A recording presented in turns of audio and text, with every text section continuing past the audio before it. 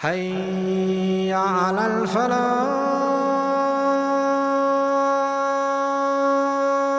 Now the thing is, in Arabic you expect لِيَتَزَكَّى. He gave his money so that he may be cleansed. So that he may clean himself up. Remember, the previous surah told us, who is the one who succeeded? قَدْ أَفْلَحَ مَنْ زَكَّاهَا. Zakkaha. And this surah is teaching, you want to become clean? You want to purify yourself? How do you do it? يُؤْتِي مَالَهُ يَتَزَكَّى. He gave his wealth, but what the translation I'm trying to get at is, he gave his wealth in order to cleanse himself. Right? But the in order to part would have been the letter lam. الَّذِي يُؤْتِي مَالَهُ لِيَتَزَكَّى. But there's no lam here. You know what that is teaching us? Give wealth, you won't purify yourself, who's going to purify you? Allah is going to purify you. Giving of wealth will not purify you in and of itself. In the end, Allah Azza wa Jalla will purify. This is not cause and effect. So what this yatazakka illustrates is, in hopes that he will cleanse himself. In hopes of cleaning himself, he gives wealth. That Allah will clean him. That Allah will cleanse the filth inside of him. Remember in the previous session, a couple of weeks ago, we talked about that dua where we ask Allah to clean us. Right? أَنْتَ خَيْرُ مَنْ زَكَّاهَا. You're the best of those who can cleanse it. So here we're learning that lesson again. So what's the purpose of giving wealth? Cleaning oneself up as a gift of Allah Azza wa Jalla. You give the gift to the poor and Allah cleans you up. And Allah cleans you up, subhanAllah. May Allah make us all cleansed. The other benefit of this ayah, it's so beautiful. You know the surah began, فَأَمَّا مَنْ أَعْطَى, the one who gave a lot. But here we don't read الَّذِي يُعْطِي مَالَهُ. What do we read? الَّذِي يُؤْتِي مَالَهُ. He gives. Allah doesn't say He gives a lot. He says to cleanse yourself, the condition isn't to give a lot now. To cleanse yourself, just start giving. And you know, there in the previous setting, أَعْطَى, it was left open. Allah didn't say أَعْطَى مَالَهُ.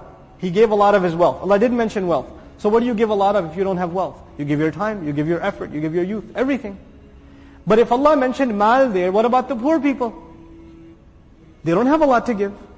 But when it came to giving, He didn't say giving a lot here, He just said giving. Here He mentioned mal. يُؤْتِي مَالَهُ. Why? Because even the poorest person can give something. Everyone can give something. If you only have 2 dates, just take a scrape, the peel off, give that. Give a seed. Give something. Give something. Allah doesn't ask you to give a lot because you may not have a lot. And how do we know that? Allah doesn't say يُعْطِي مَالَهُ. He says يُؤْتِي مَالَهُ. But when it came to giving in general, which means give of your loves, give of your aspirations, give of your youth, give of your talent, and give of your wealth if you have, give of your life, then you أعطى. No limitation, no objects placed. Here an object has been placed, which is an amazing illustration, again, of giving of wealth. Even just keep giving a little, don't stop. Make it a habit. Every time you come to masjid, just drop something off. Give some to the needy, give something to sadaqah box. Just make it a habit. Keep cleansing your wealth. Keep losing the love of it. Tell your children why they should do it. Every time you give them a gift, teach them to give sadaqah. Teach them to be grateful. Teach them to be giving people. We're giving our kids too many toys. Too many toys. And they're not giving anything to anyone. So much so, some kid comes over to your house and they grab one of your kids' toys. What happens to your child? They have a hernia right there. He's holding my doll, he's holding my teddy bear. You know, we're teaching them greed. This is the age where we have to teach them what? Giving. Because if they learn greed now, it's never going to leave. It's never going to leave. You think your kids are good just because they come into masjid? This attitude of giving and not giving is the key in this surah. It's the key to have a clean person. So teach your children to give. Give to each other, give to neighbors, give in sadaqah.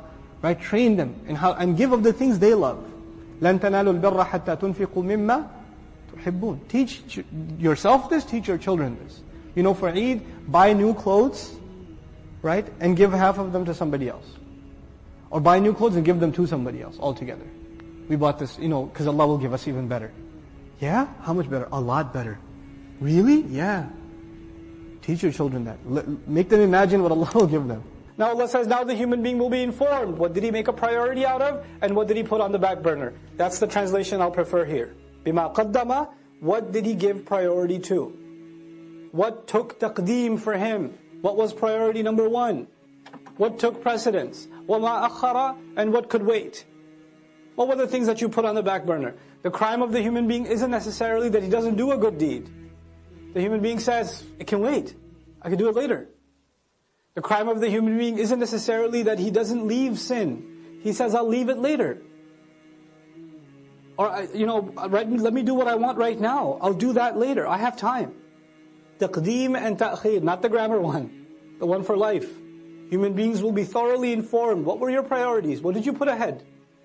What came first for you? What came later for you? Bima qaddama wa akhar. The other meaning of qaddama wa akhar in Tafsir Juz Amma I mentioned also.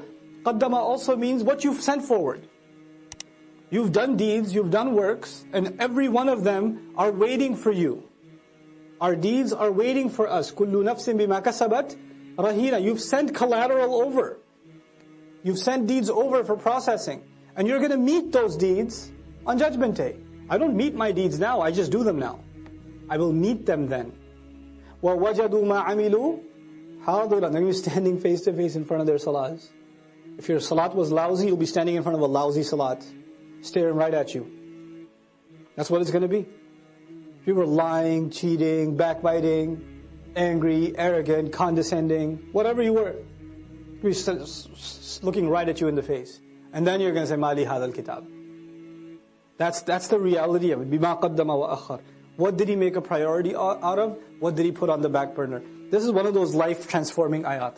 The human being will be thoroughly informed. This was your priority. This is what you spent time on. This is what you did with your free time. This is what you thought can wait. You had all these dreams. I want to memorize the Qur'an. What did you do for it? How many seasons of how many TV shows did you watch instead? That was a priority for you. Well, you wanted to memorize, but it can wait though. Inshallah, one day, when my heart is purified, then I shall start. بِمَا قَدَّمَ وَأَخَرَ بَلِ الْإِنسَانِ No. Yes, on that day the human being will be given thorough news, but it's not like the human being's blind now. Rather, the case is that the human being, عَلَى نَفْسِهِ, against his own self, basira, is fully insightful. There is one person that knows so much about you, and nobody else knows about you. And besides Allah, and that's you. You have an insight into who you are, what your flaws are, what your limitations are, what your capabilities are, what your strengths are, what your weaknesses are, what opportunities you avail, what opportunities you get lazy about. You know that about yourself more than anybody else. And you and I decide to lie to ourselves. We just decide we're not going to have an honest conversation with ourselves, and about ourselves with Allah. We don't want to have that honest conversation. For some people, all they want at the end of their life, what is success to them? Maybe I'll own a house. That's success for them. Maybe if I have this much money, that means I have success. Maybe if I got married to this one or that one, maybe that means I have success.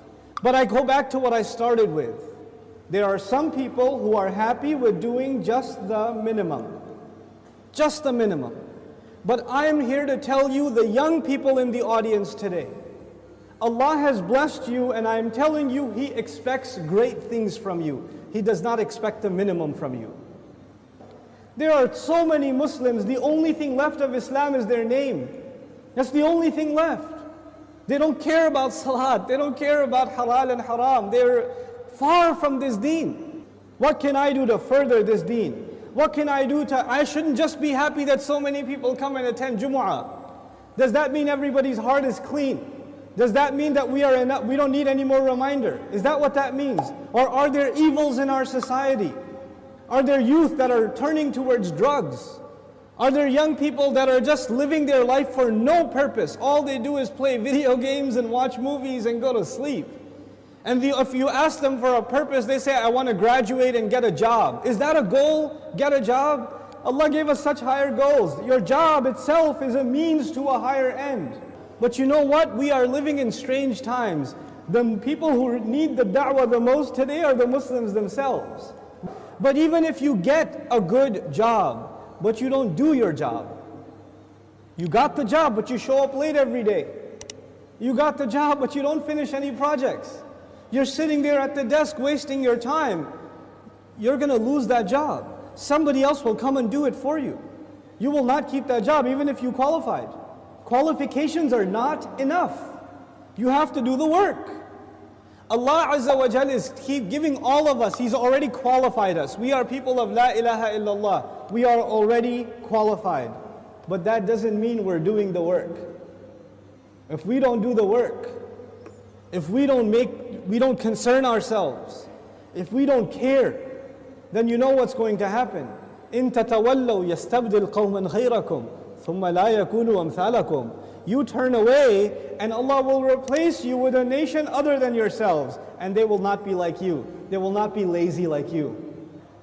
And those are when young Muslim people have real iman, when young Muslims have real strength in their belief, then they have the power to change the world. They have the power to make the world a better place. But when young Muslim people don't have real iman, they don't have real conviction, then they are a waste of space. They are a waste of society, a waste of a generation. The only thing in their life, the most important thing in their life is when is the next movie coming out. The most important thing is when is the next iPhone coming out. The next most important thing is, man, I wish I had that car. That's it. Your life doesn't go any further than that. My teacher used to say that Islam is similar to climbing a mountain. You know, when you're climbing a mountain, you throw a hook and you climb. If you throw a hook not very high, then you will only reach that much. You can't reach any further. If your goal is money, if your goal is a six-pack, if your goal is a car, if your goal is a promotion, if your goal is entertainment, if your goal is girls, whatever your goal is, then you're only going to get that, you won't get anything else. But if your goal is something higher, to serve something more than yourself, you don't live a selfish life, you want to live for the sake of Allah and for the benefit of others, that's how you want to live, then you will benefit yourself definitely, but you will be honored in the eyes of Allah because you set your goal much higher. Our deen in this beautiful ayah, Allah Azza wa Jal describes it, قُلْ هَذِهِ سَبِيلِي. This is my path. As-sabil is a path. And you know what? Allah did not say in this ayah, قُلْ هَذَا دِينِي. This is my deen. Tell them this is my religion. This is my Islam. This is my truth. This is my book. He didn't describe it with any other language except this is my path. And all of you know a path is like a journey. So Islam itself is being described as a journey in this ayah. What does that mean? That means in any journey you have to make progress, right? So even if you take one step, you are more closer to your destination than the day before or the step before. Every single moment you are making progress in a journey. And in this ayah, Allah's Messenger says, sallallahu alayhi wasallam, this religion of mine and this religion of yours and ours, Islam, is a journey, which means I am supposed to do something more for this deen than I did yesterday. And I'm supposed to do more tomorrow and more tomorrow and more tomorrow. I'm supposed to go further.